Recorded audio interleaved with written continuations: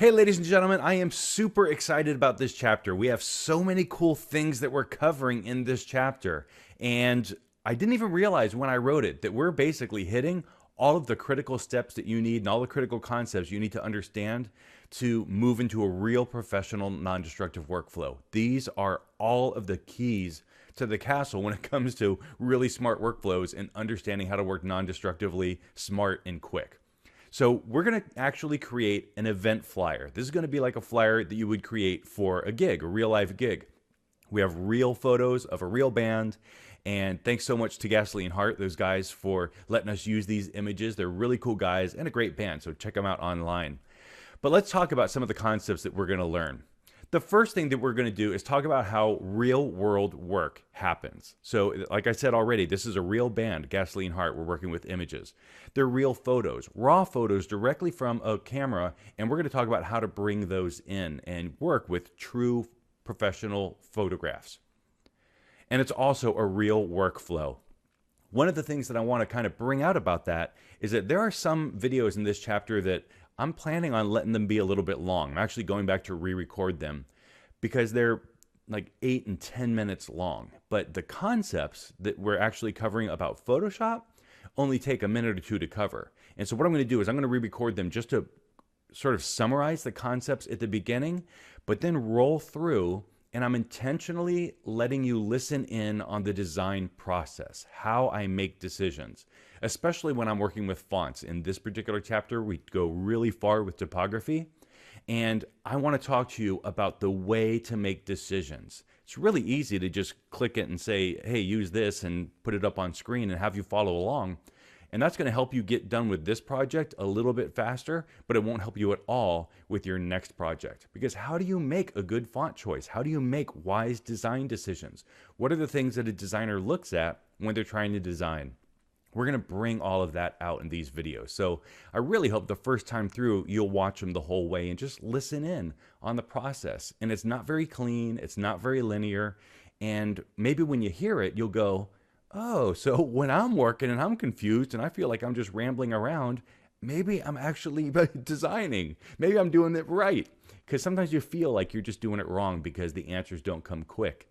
They don't. In the real world, you explore and try and experiment and fail, and then you stumble onto something awesome. So we're going to talk about all of those processes. And I really hope that that's encouraging to you guys. And I hope that you can kind of latch on to some of those concepts and ideas if creativity and sort of coming up with new ways of approaching things isn't quite clicking. Just listening in sometimes can help. We're also in this chapter really moving a step further from restoration into creation. And we touched on that really quickly in the last chapter when we took the image and sort of expanded the canvas and put some type on there. We're moving all of that into a whole new level. And we sort of introduced it in there. And we do that intentionally. We'll throw something at you, like a lot of the concepts you hear here. We're going to really quickly touch on it, and then the next chapter is going to totally take it to a whole new level. We're doing that on purpose because to cycle back on those concepts, learn the basics, scratch the surface, and then dig deeper and dig deeper. It's a great way to just not only learn, but also to make sure that the concepts stick. So we're going to work on it that way. And in this particular project, we're really moving totally into the whole realm of truly designing. And that's again why some of those videos are going to be just a little bit longer, because I want to let you listen in on what that design process is like. It's not super clean. It's not quick and efficient. It's sort of messy and sloppy, but that's the beauty of it all. That's the joy and the fun of it all. It's the part that I love the most. We're also going to be talking about working with raw images. Raw images are images straight from a camera. We've got a whole video on it. And we're also going to introduce a new application that comes with Photoshop called Adobe Bridge. We're going to talk about that really quick, how to use it, and some of the benefits of that application.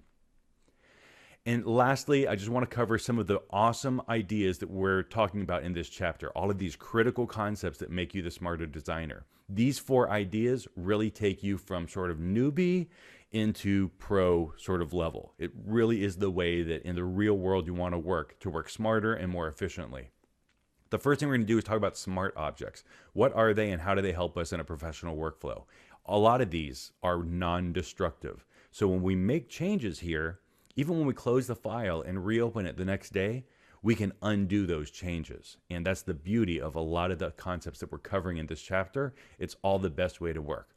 So smart objects are one way. Layer masks are another great way you never want to erase again. After this project, you're going to learn how to use a layer mask, and a layer mask is the way that you always are going to want to erase images and erase parts of images from your design. We're going to touch on it here, and in the next chapter, take it into a whole new level. Layer styles are a really cool way to add some nice effects to your image. I'm going to show you 2 of my tricks that I like to use. They're not super common, but they're things that I stumbled onto, and they're great tricks that I see used a lot, and it's just a really fun way to work with text. And lastly, we're going to talk about smart filters. Smart filters are when you put a filter on a smart object, and it makes that filter smart. And what that means is that any of the settings that I make to my design using filters, which in the past has always been sort of destructive. If you didn't like it, you had to undo right then. If you came back the next day and didn't like it, you were out of luck. Now, with smart objects and smart filters, if I think that, it's a little bit too much of a blur or there's way too much of that effect, I can go back into the filter that I already applied and dial it in perfectly. So cool, and what an amazing workflow and a great smart way to work. No pun intended. The real goal here is that this chapter is really about design. It's really where we're taking off. And this is a Photoshop book, but we're talking about industry prep using Photoshop. So I don't want to teach you how to just use Photoshop to create these 5 projects. I want to teach you how to use Photoshop to create new projects, really unique, creative, original pieces.